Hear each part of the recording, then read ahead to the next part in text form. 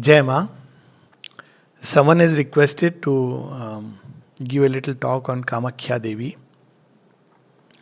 Now, of course, it's a very specialized subject, but we must know that Kamakhya Devi, her temple is near Guwahati, in Guwahati actually, and it is one of the powerful Shakti Peeth. Just a quick background that Shakti Peeth, there are 51 or 52, depending on how you see it. And of course, Rajiv Bhai is there. He has told me that there is one in Jyotirling. Of course, that is a Jyotirling in Australia. But there are 51 or 52, depending on which story you take it, of parts of the Divine Mother as Sati. So when she was Sati, she had come to her father's yagya, Daksha Prajapati, and he had not invited Shiva because Shiva is free and Daksh Prajapati is the one who formulates the rules. So he does not want somebody who lives in utter freedom. Shiva doesn't have any rules, regulations, how he will come, when he will come, on what vehicle he will come. He may walk in with ashes on the forehead, with mrigchala, he doesn't care. So Daksh Prajapati says, you are a bad example. If you come, nobody will listen to me. So as the story goes, he invites Sati Mata, who is his wife, and Mata Sati, Shiva cautions her. But she goes. And she goes, she discovered that Shiv ka apman ho raha hai. That, he is giving the yagya portion to all the gods except Shiva. And the gods can't accept because Shiva is the god of gods, as the legend goes. Then Mata Sati tells him that, you should not be doing this. And he gets angry, annoyed, says all kinds of things against Shiva. The story is very deeply symbolic. Now, if I go into the parables of Sati, it will be a little longish subject. Maybe we'll do it someday. So, Mata Sati plunges into the fire, sacrificial fire, and she dies. Then, of course, chaos follows because Shiva destroys that whole Daksh Prajapati and with it the whole old world order. What it means symbolically or in factual is that a world that does not recognize the freedom of the divine is a world that cannot last forever because it's a finite world. So, therefore, that world has to be destroyed. And very fascinating story of Virbhadra, one of the, primary Rudras who comes and destroys, and it's a very interesting story. And anyways, so Daksh Prajapati's head is cut, and now goat head is fixed, but the goat head is fixed behind in that melee. So when Daksh walks, when he's walking in front, actually he thinks he's walking backward. And when he is walking backward, he thinks he is going forward. So when the old creation is destroyed, if we try to revive it forcibly, by somehow ragtagging all the rituals and all those aspects, divine is destroyed. See, that's what is Dharma se glani. Shri Krishna, what is Dharma se glani? Dharma se glani, he is not talking of adharma. That which had its validity at one point of time, it was a dharma and it has fallen. So Dharma se glani is not that adharma is there, but one of the things he specifies, yada yada hi dharma se glani. It doesn't say yada yada hi adharma. Adharma is there, is different, and adharma is also worked upon by the divine. But dharma means that which was true at one point of time becomes redundant and it has to be destroyed, and that same dharma has to come according to the context of time, space, and as a new yuga dharma, which Shri Krishna establishes. So the old world order is destroyed. If you try to revive it somehow by forcibly fixing from here and there, that's not the way that mankind should follow. If you really want to revive the dharma, you have to bring out its truth, its spirit. That's what Sri Aurobindo reminds in Uttarpada speech. So what is the truth of the spirit? Truth of Sati is ultimately the Divine Mother who is the Shakti. She must be reborn. You have to reinvent. This story is so beautiful. So Shiva is doing vilap. Why he is doing vilap? Why is he crying like an ordinary person? No, he is not crying like an ordinary person. Gods don't cry like they don't cry. Their vilap is not for themselves. A god by his nature does not think about himself. He is crying for a world which he has to now destroy. Why? Because this world has forgotten the divine. It has bound itself in fixed rules and regulations, given it a nice, neat. That world has to be destroyed. Destruction is never a easy process. The divine takes the suffering of that destruction onto himself. So Shiva ka bilap. And then as he is moving through the quarters carrying the dead body of Sati, where will that dead world go? But to Shiva. So he is burdened now with all the misery of the dead world is being destroyed. Sati is embodying all that and he has to carry it. So Vishnu, who has to now create a new balance, a new order. So he destroys the body of Sati into 52 or 51 parts. And through his Sudarshan Chakra, which is a dynamic light in motion. And as these parts fall at different places, they are called Shakti Peeth. If you look at them carefully, something in Bangladesh, something in Pakistan, you will see the map of India, cultural map of India. Something in Sri Lanka.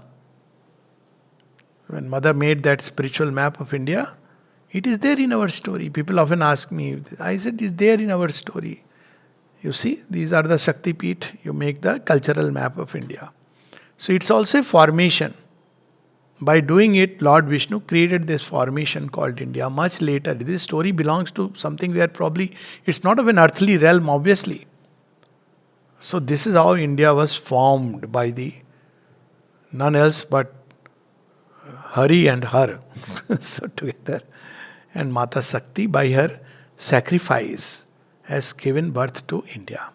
Obviously, every nation will have their own story. They should explore. I don't know whether they have or they have forgotten it, or lost it. But in India, we have preserved it. So one of her parts falls in Guwahati. The yoni. Yoni is from where birth takes place. And though there is an idol, it is said that basically it's something which is like a little pit, which is always covered with flowers. They also have an idol, if you probably, I have not been there, but it's a very powerful tantric Shakti Peeth. All these places have become Shakti Peeth. I have experience only of one Shakti Peeth. I have on my own never went, but I have been taken. And that was a place where Mata Sati's heart is there. I didn't know that her heart is there.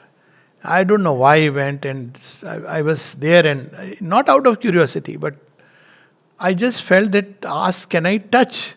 I said, touch? Yes, you can touch. Maybe, I don't know whether because some VIP passage was there or whatever. So I touched and I actually felt that there is beating. Now please don't turn it into a superstition or something. I experienced it. I can't vouch if anybody will experience it. Literally the beating, so much so that I just couldn't take my hand off there. But obviously I had to take out. That beating was so concrete as if it was throbbing. I asked later on people, they said heart is there. Nobody whom I knew had this experience. So I suppose it was very individual, personal. And we should not generalize these experiences. So Kamakhya is that place where, as the name implies, all your wishes are fulfilled. Number one, desires. It's a very powerful Peeth to finish off all the evil spirits and their effects, but also a very powerful Peeth where black magic also thrives. It's very interesting. And of course, very interesting story of that. Once a year, the temple is closed for 3 days, 3 nights. And during this period, because it's a yoni, it is said that the Divine Mother is undergoing Rajaswala. She is having menstruation. So the mandir is closed. And the only temple where this period, even there is some period accompanying it, I don't remember the exact number of days, but men cannot enter. Just like in Ayyappa temple, females cannot enter. But nobody has raised this problem. These activists raise problems of why female cannot. Here men cannot enter. And if you look at the story, it's very interesting. Just like in Ayyappa temple, it was originally a place where people did a kind of a ghor sadhana. They didn't want any kind of temptation from any quarter. It was a kind of sadhana, and you have to allow people, right? Some people like to practice like that. So here it's a feminine deity. And when she is having periods, men cannot enter. We have something similar in Odisha.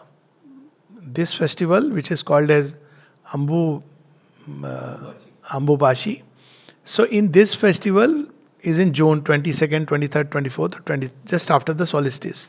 In Odisha, you have Rajo, which is just 10 days before. I have never learned to pronounce properly, and my Odia friends are going to Rajo or Rajo. Anyways, so Rajaswala, anyway, the meaning is there. So 3 days, I think it is 12th, 13th, 14th, or 14th, 13, 14, 15. 14, 15, 16. Very close to the solstice.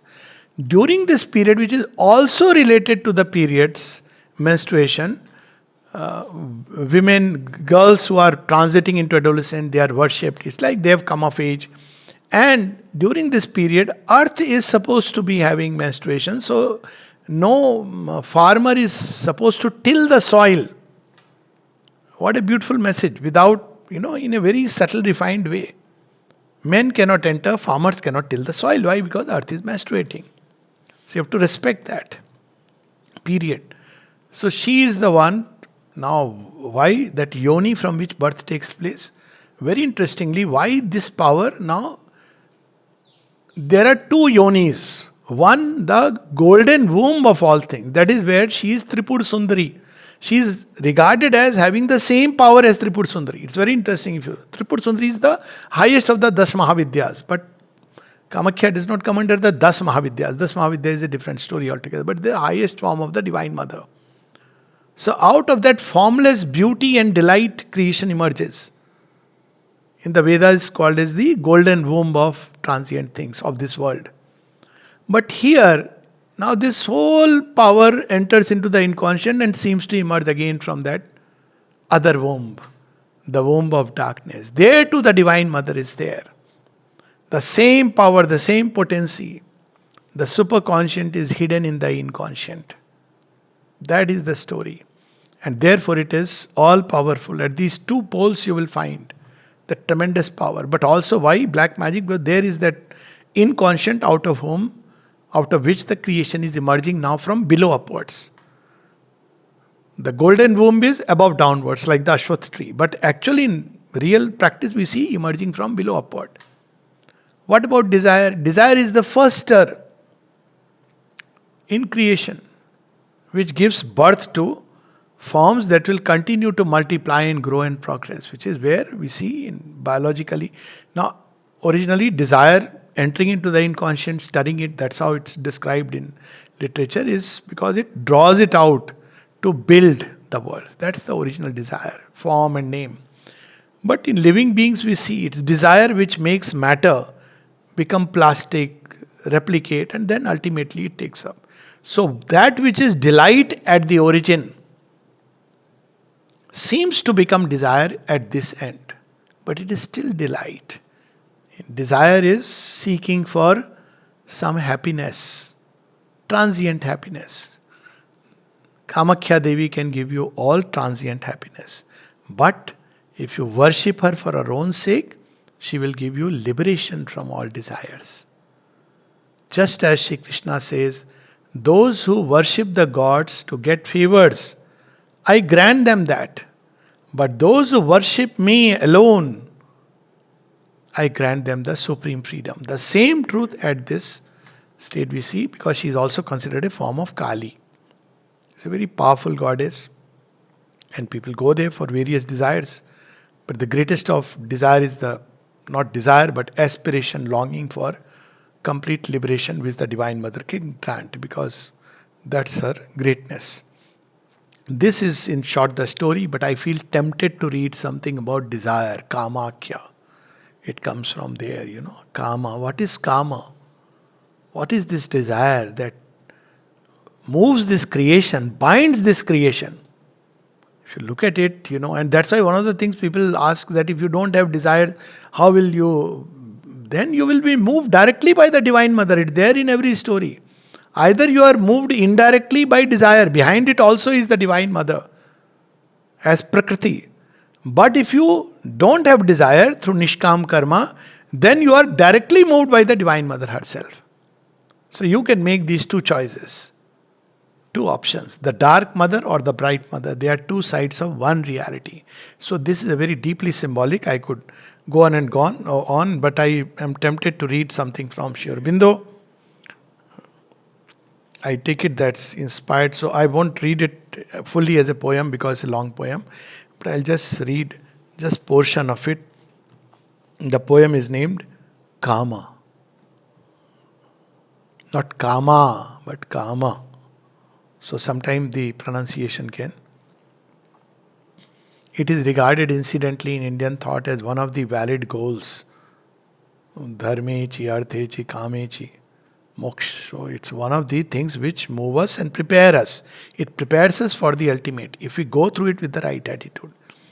It's not that people should live life. Those who are taken to yoga, of course, you have to conquer desire and get free from desire. Sooner the better.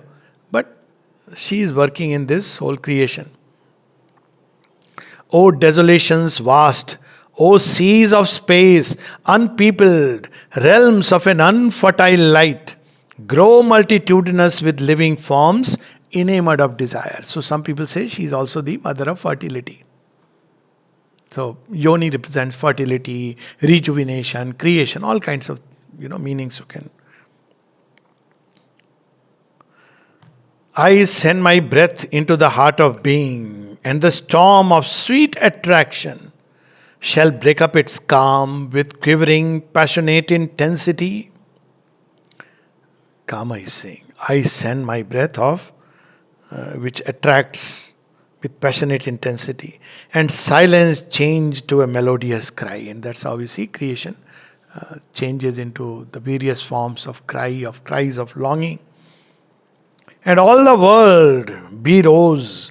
Out of my heart, suns shall flame up into the listless void.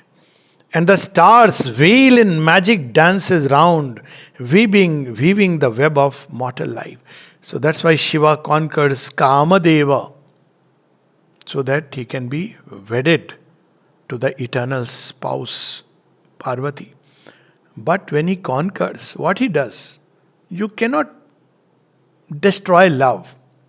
He destroys form that love takes. And what Kama becomes? He becomes Ananga. He once again takes a form as Aniruddha. But he becomes as an impersonal force. Meaning thereby, love, like all forces, is an impersonal force. Universe, very powerful, the most powerful, one may say. But when it takes a personal form, then it suffers. Me, mine, I desire, I want. But love is a universal force. It moves the whole creation. For I am love, am passion, I create the world. I am the only Brahma, my desire takes many forms, I change and wheel and race, and with me runs creation. I preserve, for I am love. I vary of myself, and the world circles back into the vast. Because desire always is by its nature for transient things. After a while you get fed up of transient things and you turn toward the eternal. See how the wheel of desire runs and how it moves everything. It doesn't go so easily, huh? Temporary vairagya, all this is all samshan vairagya. Out of the samshan, people start chit-chatting. Who is looking more attractive and who is, that's how. This is a tremendous power, but in the end it yields its logic. Delight and laughter walking hand in hand go with me, and I play with grief and pain. They go together. Buy one pleasure, get at least one pain free. If you are very fortunate, 5 pains free. But then you will surely not go in that direction, at least for some time, hopefully. Desire is a very tricky thing. Very tricky thing, that's why. I am the dance of Krishna. I the dance of Kali. It has both sides. So you see, that's how you see Kamakhya.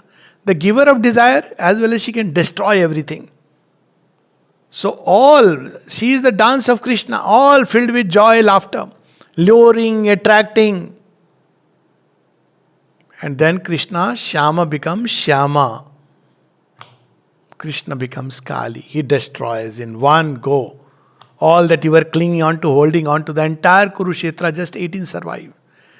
The same Krishna who is engaged in the dance of Vrindavan destroys. Apparently, one would say, how cruel and torturer you are who don't understand Krishna and don't know his delight.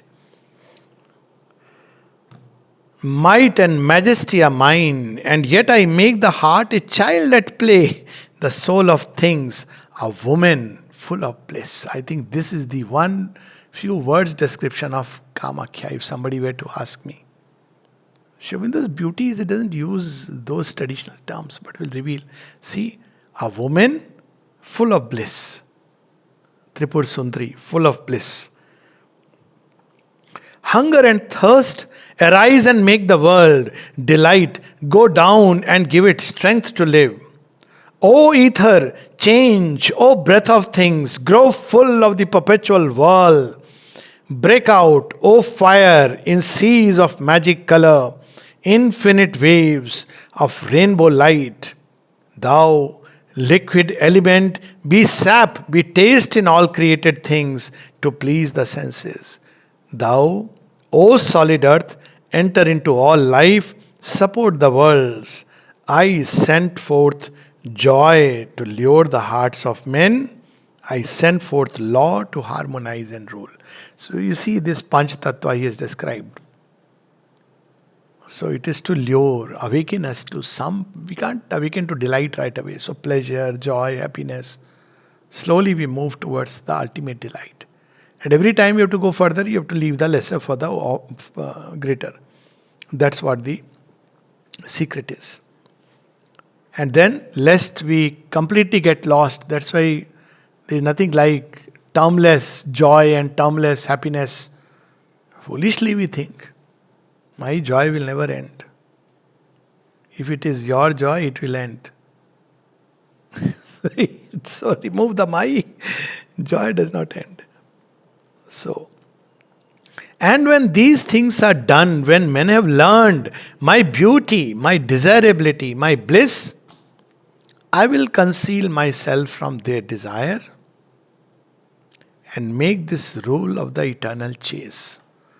When people have gone through the law of desire and ultimately they realize that that's why Kama, and you realize that you cannot ultimately. दुनिया है पानी कहते हैं ज्ञानी, पानी पे लिखी लिखाई, है सबने देखी, है सबने जानी, हाथ किसी के ना आई. So world is like a line drawn on water. You see it when you with a stick make a line. Yes. You understand this stick has beaten the water, but you try to catch it, it vanishes. It vanishes even before you have caught it. So then what happens? He has made a rule. What is that rule of the game? This we must remember always. The last two lines are in inverted commas.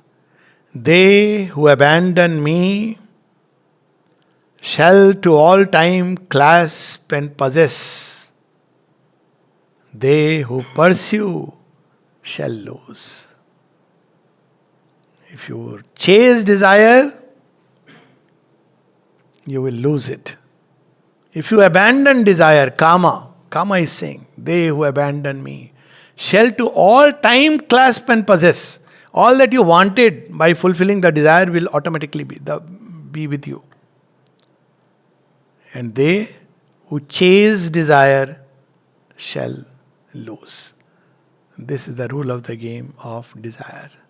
So Kamakhya Devi, you can ask desires, she will fulfill it. If you abandon desire, then she will give herself to us. And then whatever we need, whatever is necessary, even such a man, his words get fulfilled because he has mastered desire. That's what is the Tantric Siddhi. Of course, they do it with an elaborate process. But for us, Sri Aurobindo has simplified everything. So if we have to practice this tantra of Kamakhya Devi, they who abandon me, that's the desired self, not Kamakhya Devi, but desire, Kama. They who abandon me shall for all time clasp and possess. They who chase shall lose. Jai Ma.